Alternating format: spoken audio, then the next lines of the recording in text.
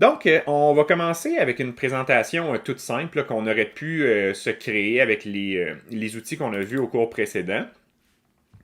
Donc, je démarre PowerPoint, j'ouvre mon fichier. C'est une présentation où, de nouveau, là, il va être question de mes petits chiens. Donc, vous allez voir des photos d'eux, là, vous êtes chanceux. Donc, si c'est une présentation avec 4 diapositives toutes simples, avec un petit peu de texte, quelques images, là, on peut passer en mode diaporama pour se convaincre qu'il ne se passe rien de particulier dans cette présentation-là. On a une page titre. Si j'appuie sur la barre d'espacement, ça passe à la diapo suivante. Ensuite, diapo suivante. Ensuite, diapo suivante. Et ça se termine comme ça. Donc, 4 diapositives toutes simples. Il n'y a rien de particulièrement fancy dans cette présentation-là. Quand on appuie sur la barre d'espacement, ça passe d'une diapositive à la diapositive suivante. La notion de transition, c'est ça va venir ajouter un élément graphique dans l'intervalle entre les deux diapositives. C'est-à-dire qu'on va s'intéresser à créer quelque chose entre les deux diapos. Et là, la façon que PowerPoint fonctionne, c'est que lorsqu'on sélectionne une diapositive et qu'on vient jouer dans les transitions, on va jouer dans les transitions avant cette diapositive-là. Comme là, par exemple, je vais sélectionner la diapositive numéro 3. Quand on va venir modifier la transition, on va venir modifier la transition qu'il y a entre la diapo numéro 2 et la diapo numéro 3. Donc, c'est la transition qui mène à la diapositive sélectionnée.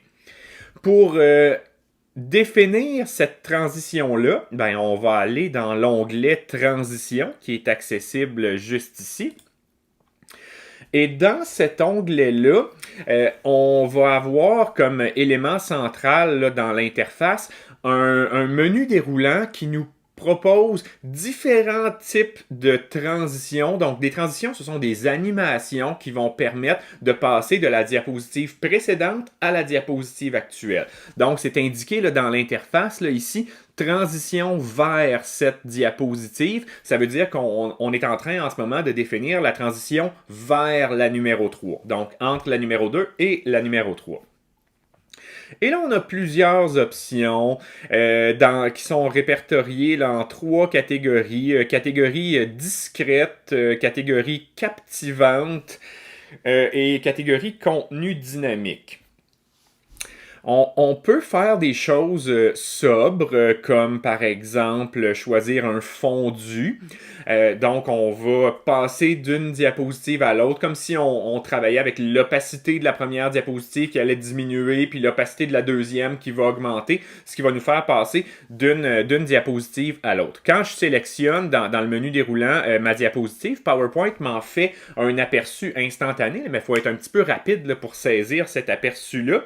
Puis, sur le partage d'écran, là, considérant là, le frame rate, là, le nombre d'images par seconde là, que vous avez, c'est pas super visible, mais vous le constaterez davantage quand vous allez le mettre en pratique de votre côté. Puis, c'est toujours possible de revoir l'aperçu de la transition en appuyant sur le bouton aperçu qui se trouve à gauche là, dans l'interface là, de transition. Donc, si j'appuie là-dessus, ça me refait la transition qu'on a sélectionnée, le fondu, entre la diapo numéro 2 et la diapo numéro 3. Puis, c'est vraiment quand on passe en mode diaporama qu'on saisit toute l'ampleur de ce qu'on vient de faire. Donc, si je repars à la diapo initiale, on n'a pas défini de transition entre la première et la deuxième. Donc, si j'appuie sur la barre d'espacement, ben, il ne se passe rien. Ça m'amène à la deuxième diapo. Mais on a défini une transition entre la deuxième et la troisième. Donc, maintenant, si j'appuie sur la barre d'espacement, ben, ça nous fait une transition plus smooth là, entre la diapo numéro 2 et la diapo numéro 3. Puis il n'y a pas de transition entre la 3 et la 4, donc encore là, ça y va directement. Ensuite, on va avoir que pour certaines animations, puis là, une partie là, du travail que vous aurez à faire, puis c'est un travail plutôt cocasse, là, ça va être de regarder que font chacune de ces animations-là pour voir c'est quoi les différentes options graphiques que vous avez.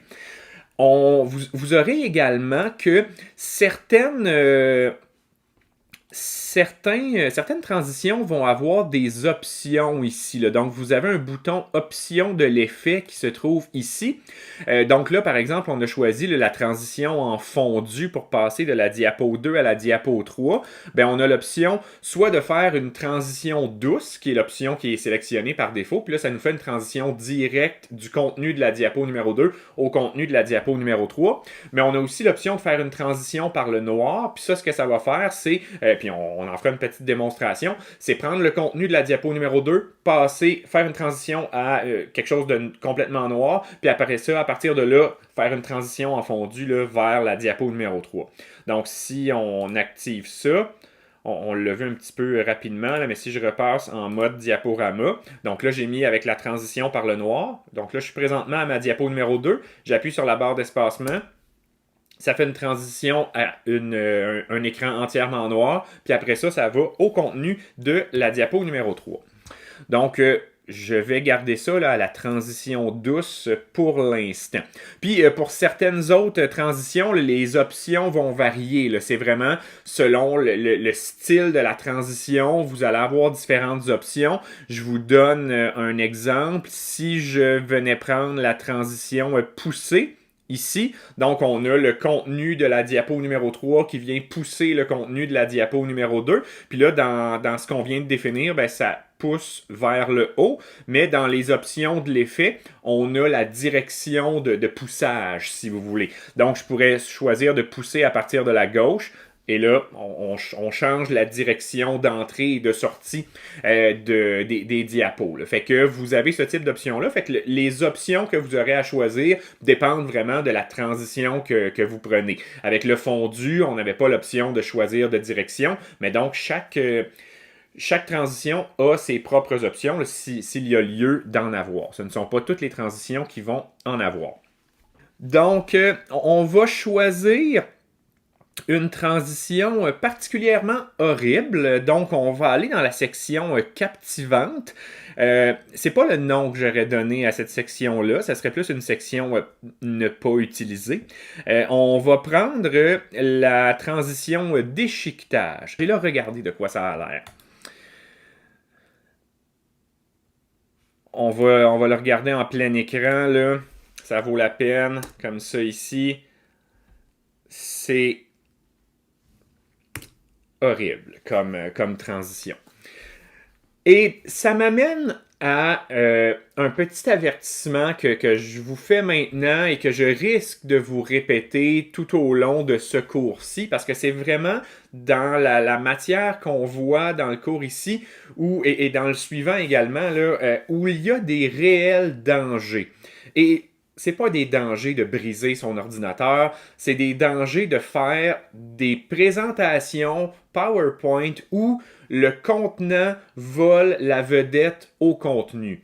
Donc, si vous utilisez toutes les fonctionnalités de transition, que vous faites des choses impressionnantes avec les animations qu'on verra tout à l'heure, il y a des bonnes chances que votre auditoire son attention porte davantage sur le look de votre présentation et les effets visuels que vous aurez mis dans votre présentation plutôt que le contenu de la présentation. Donc là, moi aujourd'hui, je vous montre ces fonctionnalités-là, mais gardez toujours à l'esprit que ce n'est pas parce que les fonctionnalités sont disponibles que vous devez toujours toutes les utiliser. C'est pas nécessairement bon d'avoir des transitions et des animations dans chacune de vos diapos. Il faut se poser la question, est-ce que ces éléments graphiques-là viennent bonifier le contenu de ma présentation, viennent vraiment ajouter quelque chose, un complément à ma présentation, ou si c'est juste pour le look, pour avoir l'air un petit peu flashy, ben là, c'est pas nécessairement une bonne idée de les mettre. Tout dépend toujours là, de votre auditoire, mais mon contexte personnel d'application, d'utilisation des présentations, c'est pour donner des cours de mathématiques. Je viendrai pas mettre des transitions de déchiquetage entre toutes mes diapos là, quand je donne mes cours de mathématiques. Donc, faites attention là, à l'utilisation que vous allez faire de ces fonctionnalités-là. Puis, toujours là, dans le registre des mauvaises idées potentielles, PowerPoint offre la possibilité de mettre des sons qui accompagnent les transitions. Donc, vous avez cette option-là ici, avec le petit son et le menu déroulant. Donc, vous avez différents sons par défaut. Vous pourriez vous enregistrer et là, choisir là, au bas de la liste autres sons, ce qui va vous amener dans l'explorateur de fichiers, là, choisir un enregistrement de vous qui parlez, là, par exemple.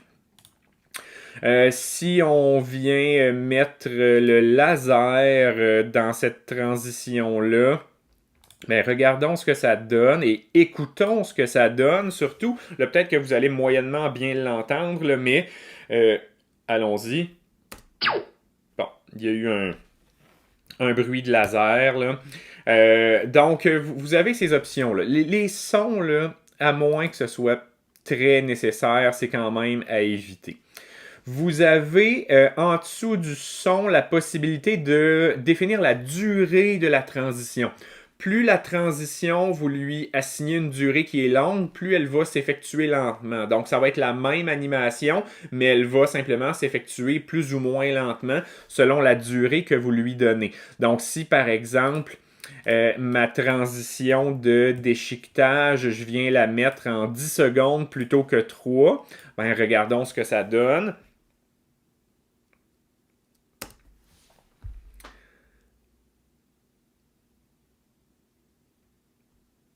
On a une très longue transition comme ça. Donc, vous avez ces réglages-là pour vos transitions. Puis ça va être disponible, peu importe la transition que vous choisissez, l'ajout de son et la durée. Là. Toutes les transitions n'ont pas la même durée par défaut, là, mais vous allez toujours pouvoir la spécifier. Fait que je vais remettre ça. Là, je crois que c'était 3 secondes qu'il y avait tout à l'heure. Pas 13. 3 secondes qu'il y avait tout à l'heure. Donc, on va garder ça comme ça. Vous avez, là on vient de définir la transition entre la diapo numéro 2 et la diapo numéro 3. Donc on voit dans l'interface qu'il y a une petite étoile qui a été ajoutée ici là, en dessous du chiffre 3 dans la colonne de gauche. Cette petite étoile-là, elle signifie qu'il y a une transition pour arriver à la diapo numéro 3.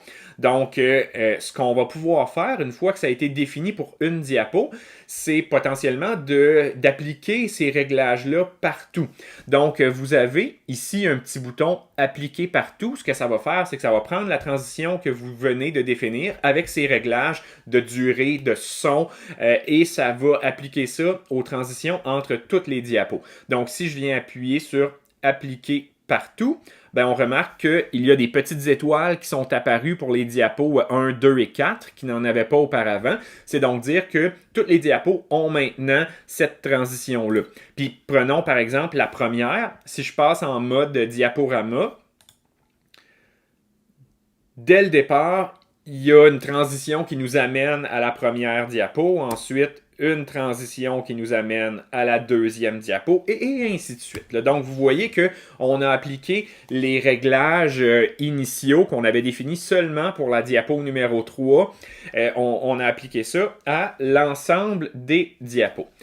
Donc, je réitère cet avertissement-là de faire attention à ce que votre look flashy de présentation ne vienne pas voler la vedette à votre contenu.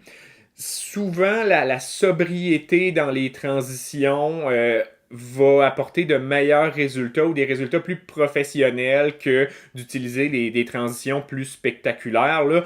À vous de voir selon votre clientèle ou selon votre auditoire, mais si vous faites une présentation d'un produit à des acheteurs potentiels, c'est potentiellement pas une bonne idée d'utiliser des transitions un petit peu trop exotiques ou spectaculaires comme le déchiquetage. Donc, en ce sens-là, ça va être important là, de regarder c'est quoi chacune de ces transitions-là et d'expérimenter pour voir lesquelles vous préférez. Et une autre chose qui va qui va potentiellement nuire à l'attention que les gens portent à votre présentation, c'est si vos transitions ne sont pas uniformes. Donc, que les transitions ne sont pas les mêmes pour passer de la diapo 1 à la diapo 2, que de la diapo 2 à la 3, la 3 à la 4. Donc, si à chaque fois vous changez de transition, bien, les gens, votre auditoire, leur attention va davantage être sur « Oh, mais quelle sera la prochaine transition? J'ai hâte de voir. » Donc, les gens vont plus s'intéresser à ce qui se passe entre vos diapos que ce qui se passe sur les diapos en tant que tel. Donc, vous voyez là, que l'attention ne sera pas au bon endroit. Fait que c'est une règle générale et donc, il faut faire attention à ça, mais les outils demeurent disponibles seulement. C'est pas parce que c'est disponible qu'il faut les utiliser. Si jamais vous vous dites moi, je n'écoute pas ces règles-là ou ces consignes-là, je fais ce que je veux, ben PowerPoint peut vous faciliter la vie pour faire des présentations où le contenant va voler la vedette au contenu. Et c'est en choisissant la transition aléatoire ici. Donc, la transition aléatoire, ce qu'elle va faire, comme son nom l'indique, c'est choisir aléatoirement parmi toutes les transitions suggérées et parmi tous les réglages possibles pour ces transitions-là. Et non seulement ça va être un choix aléatoire, mais le choix ne sera pas le même d'une fois à l'autre. Donc, si par exemple, vous mettez des transitions aléatoires dans votre présentation, vous faites une présentation le matin à un groupe, une présentation l'après-midi à un autre, ben, ce ne sera pas les mêmes transitions qui vont apparaître. Donc, vous aussi, comme présentateur, vous aurez une surprise. Je crois n'avoir jamais utilisé ça dans un contexte sérieux, là, mais c'est disponible. Puis on peut s'en convaincre en choisissant cette transition-ci. On vient faire appliquer partout. Donc là, j'ai aucune idée ça va être quoi les transitions. Oh, on a une première transition. On a une deuxième transition. Une troisième. Une quatrième. Ah, c'est raisonnable. Mais si on le refait, on va voir qu'on n'aura pas la même chose. Donc, oh, ça c'est différent. Ça c'est différent. Ça c'est différent. Donc, vous voyez, là, on n'a pas les mêmes transitions d'une fois à l'autre. Plein de surprises dans PowerPoint. À éviter, quand même. Tout comme le son, les sons de transition étaient à éviter, là, à moins d'être dans un contexte très particulier où vous devez, par exemple, présenter la fonctionnalité comme je suis en train de le faire. Les transitions aléatoires, là, ça n'a pas une grande utilité professionnelle.